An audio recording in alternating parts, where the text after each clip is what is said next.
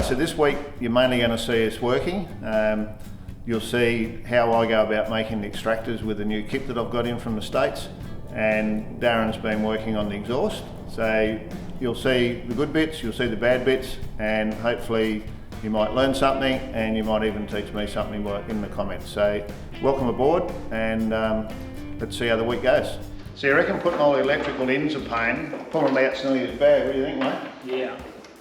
So Luke's finished up, so now we're going to rip all this out and get back into the bodywork. So we're sort of getting behind all the time here, but we're going to make some inroads now. So we'll get this out today and move forward. So it's out. Fiddly. So a few more things I've ordered. We've got the pipes now. Just got to make the extractors for the aluminium big block, the Boss XC. So a whole lot of bends and a few little mounts. I'm going to mount them where the mount sits down from the top, so they're under load, which I like the way to do them that way. And then we're going from a 2-inch primary into a 3.5. So we'll be able to start mopping that up. And then some bands as well to go to release the extractors off of the rest of the exhaust. So good job to do. You'll see that in the next couple of weeks. Let's have a look what we've got in here. So this is a kit, and I got them to make it up. All the bends I'm going to use are the one size, so in relation to radius. So these little fellas here all clip together, and I can try and make myself a set of pipes just like that.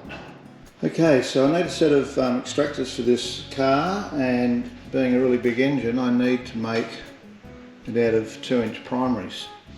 So whilst we've got a fair bit of room, that's all going to take a bit of effort, and the actual port shape on these aluminium heads is similar to the main pipes we've got. So now I have that situation where I need to make a pipe to be able to go into that head. So I've been messing about and I've come up with something that gives me that, and I'll show you in a minute how we've been able to do that.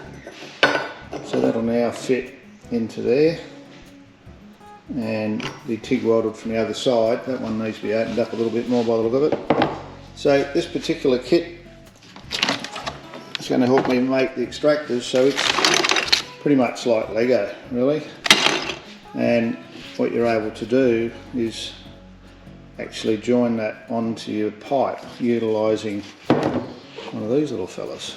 So that just slips inside the pipe and also inside the Lego bit, and you tighten the nut up and it holds it together. And then I haven't tried these yet as well, and these are designed to hold the pipes together when you've got the steel to weld them, so we'll try them later.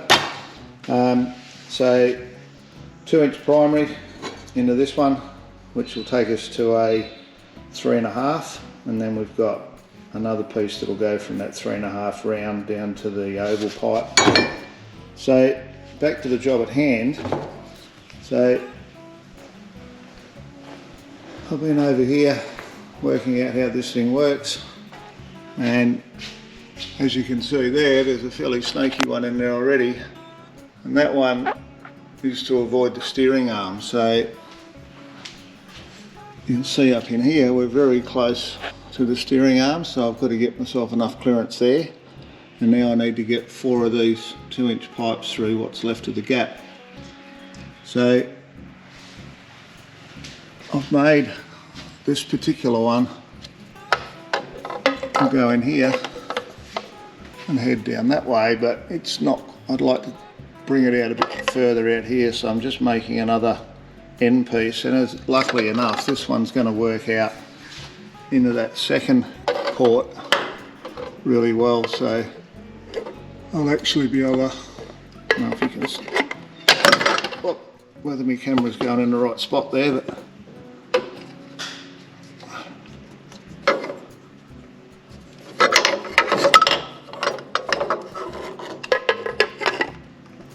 so that one's going to fit up there, so that'll give me 2 I'll make 3 of them made up. So that engine mount, by the way, has got to get trimmed down, so really just there to hold the engine. So what I've been doing to get myself this far is I've been experimenting on how I was going to make that squared around, and I grabbed some bit of heavy wall tube, welded that together and then put a taper on it, and I've messed about with that and ground it until I got to a point where when I hammer that in down to the line I've got marked in there from the cutting disc, that's how far I need to jam it in once it's red hot. So I had a couple of experimentations, and then I tried doing a little shorty one so that I could use that, but as you can see I lost my round on the other end, so I've ended up making a few, and I've got one little short one somewhere. So this little one here, I can now put that in the head and then put the Lego on the back of that and make up the pipe to get the angle. Once I've got the angle, I can cut it like this one. So this is that front pipe. So this has been fitted up with that small piece, and now I've marked this out with a little notch here. So once I've got it red hot, I can see where my flat's got to be. So I'm going to grab Heather, she can hang on to the camera while I heat that up and give it a whack and show you how that works. So we're making some progress on this exhaust. I'm a bit excited really, it's going to look pretty cool. So Darren's just been adding this coupling on, and now just adding that bend, and that'll take us up to my next stage to fit the extractors. It's a bit space age, doesn't it, eh? She's a big sucker. So you can see there with the Lego blocks, I'm working my way through that. I just needed to get this next stage in place so that we can work out where we're going to go. Got to make sure we look after it from a heat point of view. So now that I roughly know where my pipes are going to go, I've been able to remove this inner guard. So I'm in the process now of making up the pipes. So I've obviously got to clear that steering arm and get 4 2-inch pipes through the gap down to line up with the bottom. So this one here is just held in with a bit of tape at the moment. And I'll weld that one in now, and then I'll have to make this one up, and then I can make the rest out of the plastic, and then once I've got that done I'll be able to make the rest of the pipes. So it's looking pretty neat, I'm really happy with it. So I've got that set up now so that I can put a couple of tacks. You can see there a couple of small tacks there. It's amazing with the TIG you only need a couple of small tacks. So I've got that set up. I've got my clearance that I need between the 2 pipes there.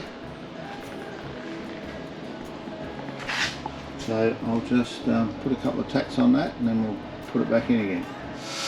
So it's starting to make some sense now. Surprising one little turn. So you can see the triangles on those fittings there.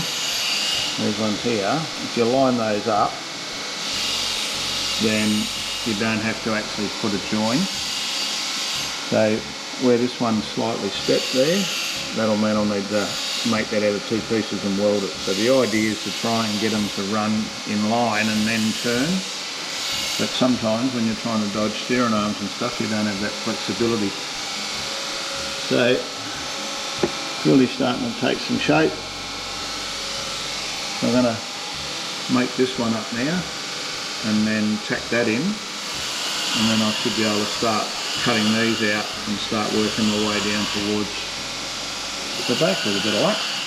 Okay, so seeing I had a few of these to do, you've probably already seen one that I've done earlier where the vise was half hanging off the bench and bloody crap everywhere. Had a bit of a clean up, made a bit of a brace for the old vise. So that's been on there since the blue car, 1990, and this bench has been in about 3 or 4 workshops. So been putting off doing it, so Darren sorted that out, of course. Darren sorts all the rubbish out for me. So I made up a bit of timber block as well to hold that in position with some aluminium jaws. And now I'm just going to get my drift and heat it up and put that in. And you'll see there that where my lines are here, the little arrows, I need to line that up on the square on here. So I've put a little notch in the top of that, so that when it's red hot I can see where I've got to go, and then with that notch I'll then line up my drift, and that'll end up becoming square or oblong to fit into that. So we'll crank up the oxy and get into it.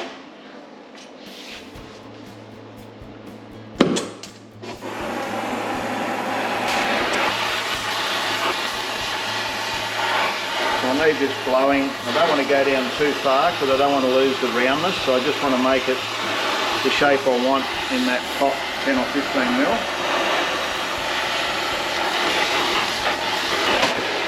Oh, the big hammer's disappeared. So I'll line the square up there.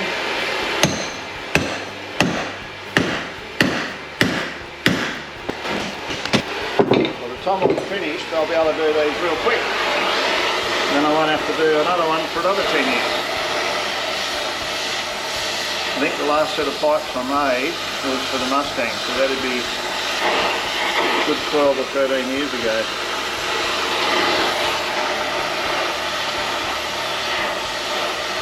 And the other set I made was for the Pioneer coupe that I actually made with Oxy before I ever had a Pig.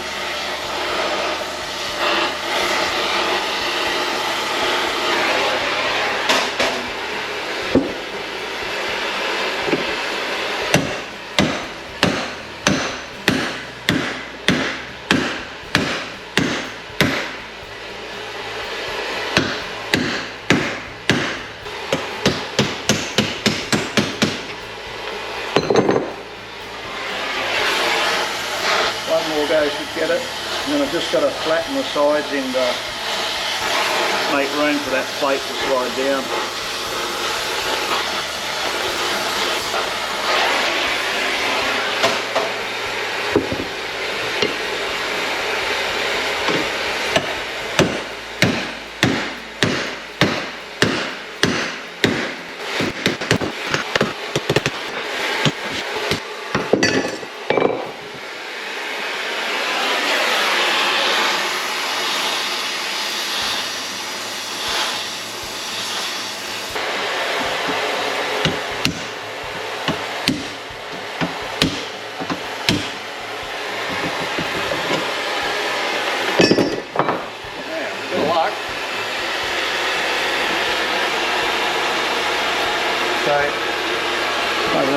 Top, so it's not quite down far enough, so I need those dents in the side to be a little bit deeper, and it's not quite wide enough, so I've got to get that whole lot down a little bit more.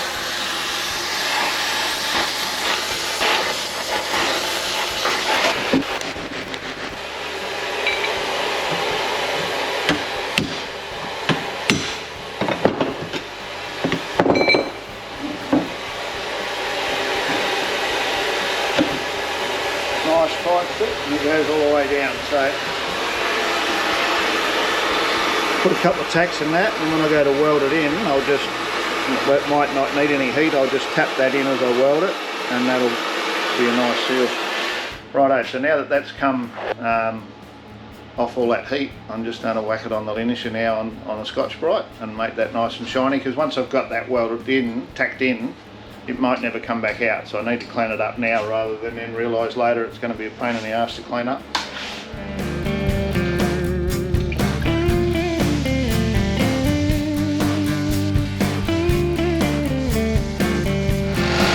I'm just going to clean up a couple of the marks in here for where they've actually had it in the machine to pull it, so I'll take them out while I'm at it.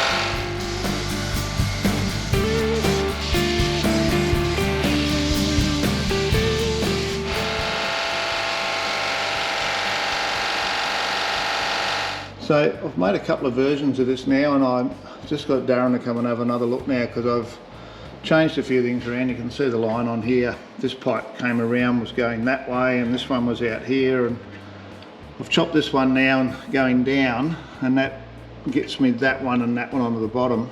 And I'm now at a point where this little fella here, to get away from the steering arm, I'm going to chop it off so it goes straight ahead.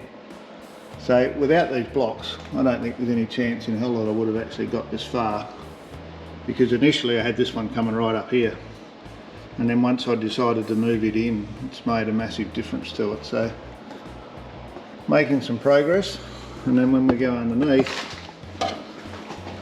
we've got a point where Darren's made those front bits now, and once that little fella there sits up into there, that's a really tidy look, and I've got pretty good clearance, good air around the starter, and I'm going to have, you know, a good 15 mil to my chassis rail. Still going to be a warm area, but it's not too bad. And then up there where it goes on the engine mount, those engine mounts have got to be trimmed yet, so it's looking pretty good. So I've just taken that outer pipe out of the way, so now you can see here where I've cut this one off, and I can get out and around the engine mount. And what I'm looking to do now is this one here, I'm going to cut it, take a bit off there, and that'll allow it to go down past the arm a bit more. But you can see with these, just by turning that, how much it moves on the end. So I'll persevere a bit longer, and hopefully another hour I'll have this sorted out and we can start making it in steel. Okay, so I think we've got pretty much a done deal. As I've said a couple of times, we've got to trim a few bits and pieces around the place so that engine mount can be made a bit smaller. And then I like the look of that.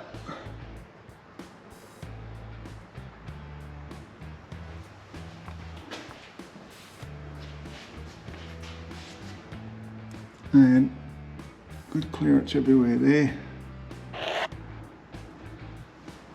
If I just let this hoist down,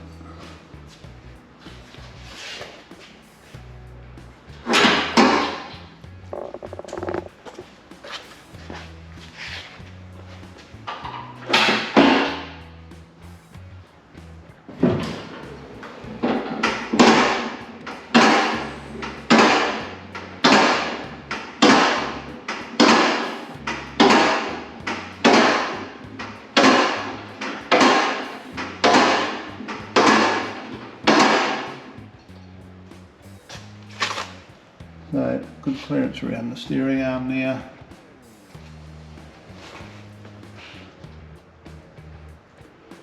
Bit of a spaghetti maze in there, but I'm pretty happy with the way that all looks. And then once we are looking from the top, we're not seeing a lot of it at all, which is nice. So tomorrow we'll see if we can make some of that out of steel. Okay, so we said we're going to have to grind these up a bit, so we're in the process of adding on some pipe to the muffler, and it's opportune time to clean up the outside, so just using a 40 grit flapper